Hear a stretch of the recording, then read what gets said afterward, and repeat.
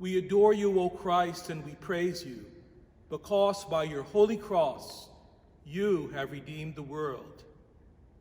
Welcome, good friends, to 3 Minutes with Father Al.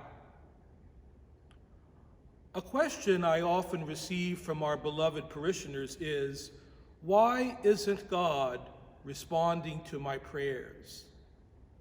I'd like to talk to you about something called the silence of God.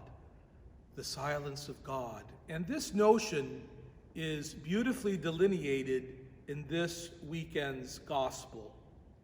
A big crowd is gathered, led by the scribes and the Pharisees, the religious leaders of the day, and they throw a woman at the feet of Jesus and say, "This woman was caught in the act of adultery.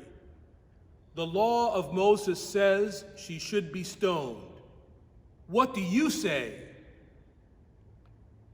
The scribes and Pharisees were not only trying to be faithful to the law of Moses, but they were also trying to trip Jesus up. The response of Jesus is classic. He bends down and begins to write on the ground with his finger. Some scholars have expounded about what Jesus was writing, but the interpretation that appeals most to me is that Jesus is being silent. And by being silent, he's allowing the crowd, the rabble, to hear the impact of their own anger. After a while, he stands up and he says only one thing: "Let the one among you who is without sin be the first to throw a stone at her." And then he bends down again and continues writing on the ground.